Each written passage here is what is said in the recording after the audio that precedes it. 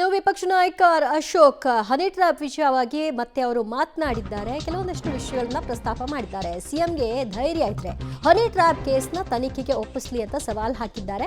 CM ಸಿದ್ದರಾಮಯ್ಯಗೆ ವಿಪಕ್ಷ ನಾಯಕ ಅಶೋಕ್ ಅವರಿಂದ ತನಿಖೆಗೆ ಒಪ್ಪಿಸುವಂತಹ ಸವಾಲಿದು. ಇದೊಂದು ಪ್ಲಾನ್ ಆಗಿ ಹನಿ ಟ್ರ್ಯಾಪ್ ಆಗಿದೆ. ಇದನ್ನ ರಾಜಣ್ಣ ಅವರೇ ಹೇಳಿದ್ದಾರೆ. ಕಾಂಗ್ರೆಸ್ ಗುಂಪುಗಳಿಂದಾಗಿ ಸರ್ಕಾರ ಸತ್ತು ಹೋಗಿದೆ.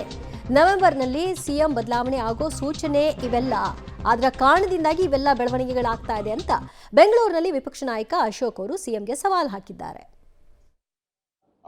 ಮಂತ್ರಿ ಅಂಗಲಾಚಿ ನನ್ನನ್ನು ಕಾಪಾಡಿ ಕಾಪಾಡಿ ಅಂತ ಹೇಳಿದ್ರಲ್ಲ, ಅದಕ್ಕೋಸ್ಕರ ನಾವು ಹೋರಾಟ ಮಾಡಿದ್ದು. ಇದರಲ್ಲಿ ತಪ್ಪೇನಿದೆ? ನಾವು ಬಿಜೆಪಿಗೋಸ್ಕರ ಏನಾದ್ರು ಹೋರಾಟ ಮಾಡಿದ್ರ? ಯಾವುದಾದ್ರೂ ನಮ್ಮ ಶಾಸಕರ ಹಕ್ಕು ಬಗ್ಗೆ ಏನಾದರೂ ನಾವು ಸ್ಪೀಕರ್ ಪೀಠಕ್ಕೆ ಮೇಲೆ ಎತ್ತಿದ್ರ? ಇಲ್ಲ. ಎರಡೂ ಕೂಡ ಈ ರಿಸರ್ವೇಶನ್ ಸಂವಿಧಾನ ವಿರೋಧಿ, ಅದಕ್ಕೋಸ್ಕರ ಸಂವಿಧಾನವನ್ನ ರಕ್ಷಣೆ ಮಾಡಿ ಅಂತ ನಾವು ಹೋರಾಟ ಮಾಡಿದ್ದು. ಇದರಲ್ಲಿ ತಪ್ಪೇನಿದೆ?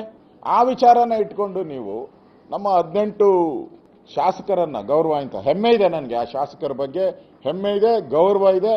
ಇನ್ನಷ್ಟು ಅವ್ರ ಬಗ್ಗೆ ನನಗೆ ಗೌರವ ಹೆಚ್ಚಾಗಿದೆ. ನನಗೆ ಈ ಥರ ಏಕಾಏಕಿ ಸ್ಪೀಕರ್ ಅವರು ಕಾಂಗ್ರೆಸ್ಸಿನ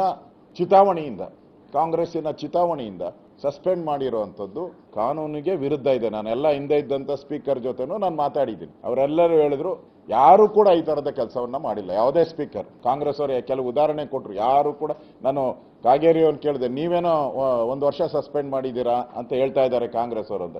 ನಾನು ಸಸ್ಪೆಂಡ್ ಮಾಡೇ ಇಲ್ಲ, ಒಂದೇ ವಾರ ನಾನು ಅತಿ ಹೆಚ್ಚು ಮಾಡಿರೋದು ಅಂತ ಹೇಳಿದ್ದಾರೆ. ಅಂದರೆ ನಮ್ಮ ಶಾಸಕರನ್ನು ಹೊರಗಿಟ್ಟು ನೀವು ಅಧಿವೇಶನ ನಡೆಸಬೇಕು ಅಂತ. ಸದನದಿಂದ 18 ಶಾಸಕರನ್ನ ಹೊರಗಿಟ್ಟಂತಹ ವಿಚಾರವಾಗಿ ವಿಪಕ್ಷ ನಾಯಕ ಅಶೋಕ್ ಅವರು ಮಾತನಾಡಿದ್ದಾರೆ. ನಮ್ಮ ಶಾಸಕರುಗಳು ಏನು ಅವತ್ತು ನಡೆದುಕೊಂಡ್ರು ಅವರುಗಳ ಬಗ್ಗೆ ನಮಗೆ ಹೆಮ್ಮೆ ಇದೆ, ಇನ್ನಷ್ಟು ಆ ಗೌರವ ಜಾಸ್ತಿ ಆಗಿದೆ ಅಂತ ಕೂಡ ಹೇಳಿದ್ದಾರೆ. ಮತ್ತು ಹನಿ ಟ್ರ್ಯಾಪ್ ವಿಷಯವಾಗಿ ಮುಂದುವರೆದಂತೆ ಅವರು ಮಾತನಾಡೋ ಮೂಲಕ ಈ ಒಂದು ಪ್ರಕರಣವನ್ನು ತನಿಖೆಗೆ ಒಪ್ಪಿಸಲಿ ಅಂತ ಅವರು ಕೋರಿದ್ದಾರೆ. ಮುಖ್ಯಮಂತ್ರಿಗಳಿಗೆ ಸವಾಲ್ ಹಾಕಿದ್ದಾರೆ.